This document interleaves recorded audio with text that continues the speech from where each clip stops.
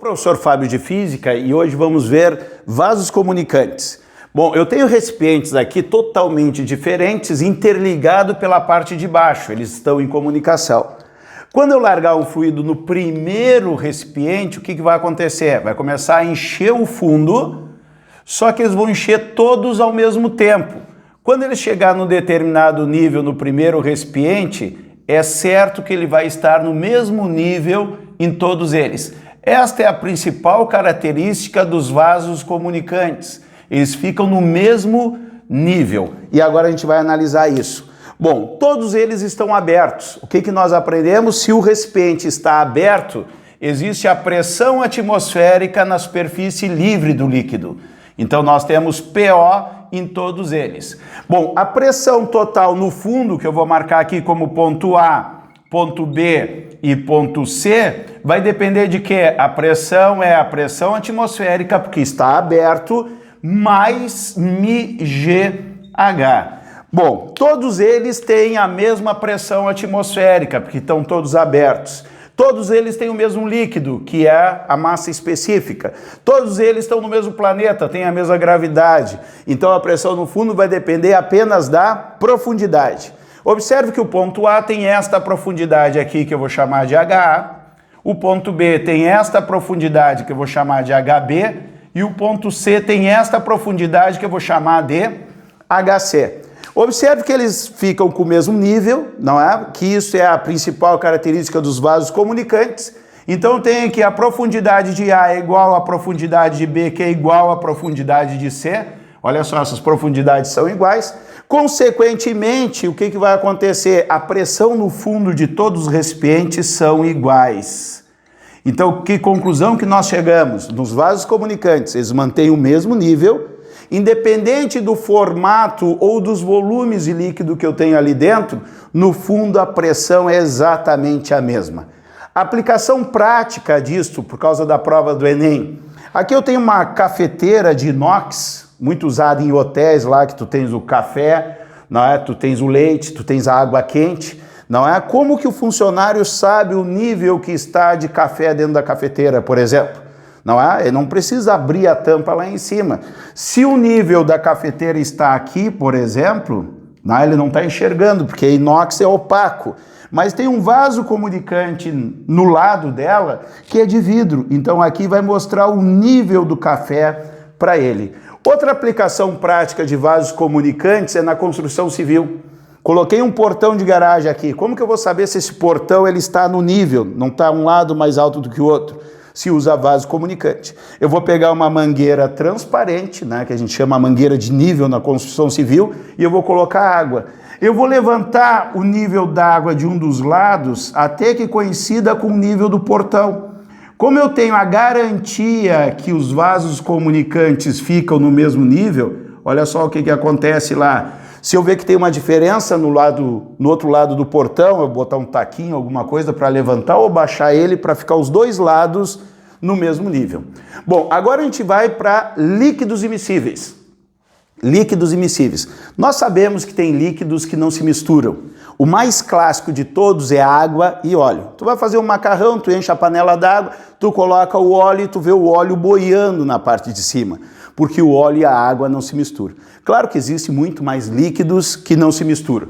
Então a gente vai ver o que acontece. Eu peguei um tubo em U, não é? E coloquei 3 líquidos aqui. Outra coisa que já é para ficar na tua cabeça, que quando eu coloco líquidos immiscíveis, sempre o mais denso fica na parte de baixo. Nesse caso aqui, o 2 é mais denso do que o 1 e o 2 é mais denso do que o 3. Tá? Então eu posso até sacudir o recipiente.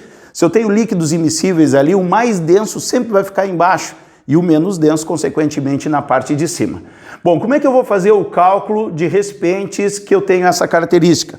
Eu vou traçar uma superfície de separação, olha só o que eu vou fazer aqui, uma superfície de separação.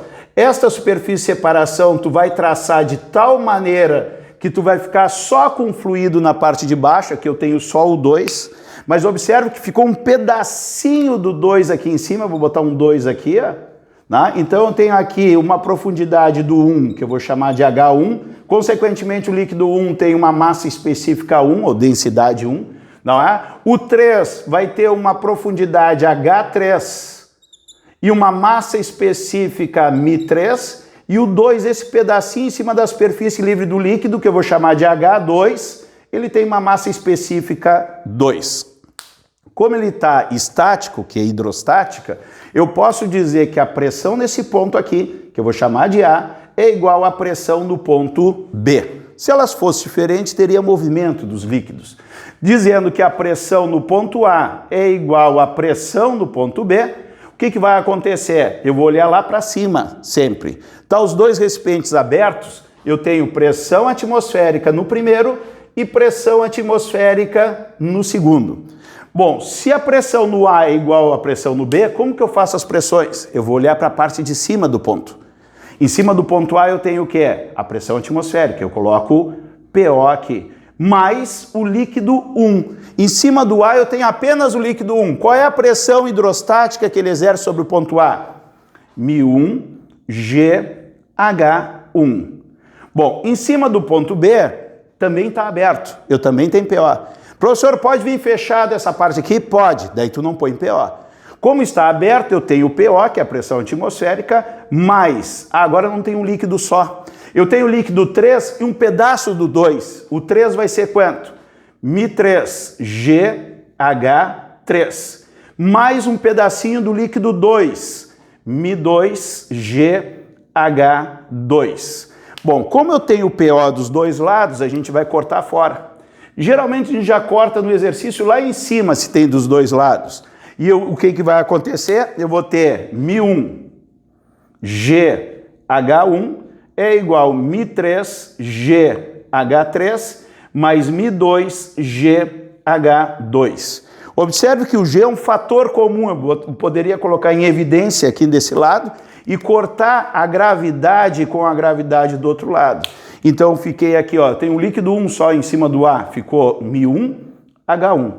E no lado B, eu tenho o líquido 3 e o 2. Eu vou ficar com μ3 H3 mais μ2 H2. Bom, apesar da gente estudar como líquidos immiscíveis, um exercício clássico também é tu ter um balão de gás de um lado equilibrado com uma coluna de líquido. Tu vai fazer exatamente igual. Tu vai traçar a superfície de separação, igualar os dois pontos, não é? Em cima do ponto A teria a pressão do gás, em cima do ponto B teria a coluna de líquido que está equilibrando esse gás. Se você está gostando da aula, clica, dá um like aí para nós e descreve no canal Delta Medicina Online, que tu vai ter muito mais aulas para te preparar para o Enem.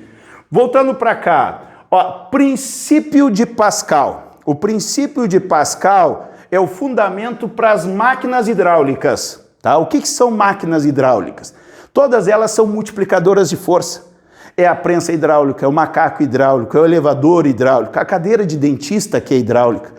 Todas essas máquinas hidráulicas, tu faz uma força e ela multiplica esta força. Uma direção mecânica num carro fica muito duro para se dirigir. Com a direção hidráulica eu faço uma força e o sistema multiplica a minha força para movimentar as rodas. E assim funcionam as máquinas hidráulicas. Para a gente entender as máquinas hidráulicas, vamos ver o princípio de Pascal. O que o princípio de Pascal faz? Eu tenho a garrafa de Pascal, que é uma garrafa esférica, toda ela furada e tampada. E na entrada da garrafa eu tenho um êmbolo. Um êmbolo eu vou aplicar uma força e esta força está aplicada sobre uma área. O que vai acontecer? Vai surgir uma pressão.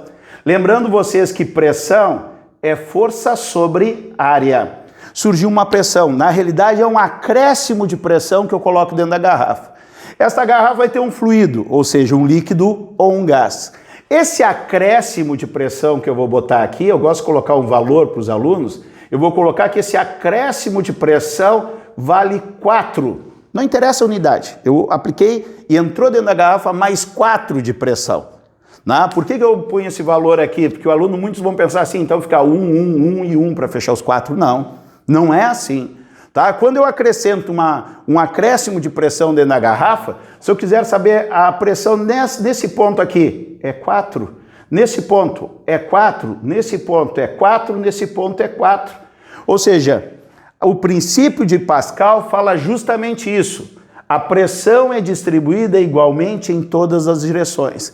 Então, se eu acrescentei 4 dentro da garrafa, toda a garrafa vai ter um acréscimo de 4 de pressão. Esse é o princípio de Pascal, tá? Então, tu não vai dividir essa pressão por nada. O que entrar dentro da garrafa, isso aí vai ser distribuído igualmente em todos os pontos. Isso vai acontecer através do fluido. Bom, as máquinas hidráulicas, nós temos freios hidráulicos, por exemplo, nos automóveis, não é? Eles funcionam da seguinte maneira: eu vou ter um fluido de transmissão, certo? Aqui eu tenho uma máquina hidráulica genérica, vamos dizer assim, tá? Eu vou ter que ter 2 êmbolos, certo? Sempre lembrando que os êmbolos são circulares. Então, tu tem que lembrar que ele tem um raio e a área do círculo é πr ao quadrado, tá? Pode fazer falta, eles podem dar no exercício os raios em vez das áreas, não é? E o que vai acontecer? Nesse lado eu tenho uma força e tenho uma área. Vai surgir o que? Uma pressão. Observe que eu estou forçando com uma força 1 aqui. Então, o que vai acontecer aqui? Vai surgir uma pressão que eu vou chamar de ΔP. Pelo princípio de Pascal, a pressão é distribuída igualmente em todas as direções. Esse acréscimo vai estar aqui, aqui, aqui, aqui, em qualquer ponto. Mas o que me interessa é lá do outro lado, onde eu vou levantar um pistão, não é? Um êmbolo. Não é? No Enem já caiu uma situação de uma bomba fazer uma força e erguer um êmbolo aqui para subir um cadeirante. Seria um elevador hidráulico, muito usado em ônibus, por exemplo. Certo? Então eu apliquei uma força 1 sobre uma área 1, teve um acréscimo de pressão de um lado. Esse acréscimo de pressão vai lá para o outro lado. Quanto é que esse acréscimo de pressão? Força sobre área. Não esqueçam, pressão é força sobre área. A força aqui é F1 sobre a área 1 e do outro lado eu vou ter o que? A força 2 sobre a área 2. Então aqui eu tenho a relação. Eu vou colocar valores numéricos rapidamente. A área aqui é 2 metros quadrados, por exemplo. E aqui é 10 metros quadrados. Só para te sentir como é que funciona isso aqui. Bom, de 2 para 5 aumentou a área. De 2 para 10 aumentou a área 5 vezes. Se eu aplicar uma força de 20 newtons, ó, o aumento aqui foi 5. Ó, multipliquei por 5. 2 vezes 5, 10. Aqui eu vou multiplicar por 5 também, ó. Por 5. 20 vezes 5 vai dar 100. É só isso? É justamente o que esta fórmula está fazendo. E os livros não contam isso para nós. A força 1 é 20, a área 1 é 2, a força 2 eu quero achar, né? Eu vou conferir esse 100, ó. A força 2 eu quero achar, e a área 2 é 10. 20 por 2 dá 10. É igual a F2 sobre 10. Passa esse 10 multiplicando, eu vou ter que a força 2 é igual a 10 vezes 10, 100 newtons. Por que isso dá certo? Isso dá certo pelo seguinte: se a fórmula da pressão é que pressão é força sobre área, presta bem atenção. Eu quero saber a força do outro lado, vai ser pressão vezes área. Se o princípio de Pascal está dizendo que a pressão é constante, a força e a área é diretamente proporcional. Se força e área é diretamente proporcional, se a área aumentou 5 vezes, a minha força também aumenta 5 vezes. Só toma cuidado se der o raio, porque daí se o raio aumentar 3 vezes, é o quadrado. A força vai aumentar 9 vezes, que é 3 ao quadrado. E para finalizar essa nossa aula, o lado 1 e o lado 2 têm os trabalhos iguais. Se perguntar sobre o trabalho do êmbolo 1 e o trabalho do êmbolo 2, o trabalho do êmbolo 1 é exatamente igual ao trabalho do êmbolo 2.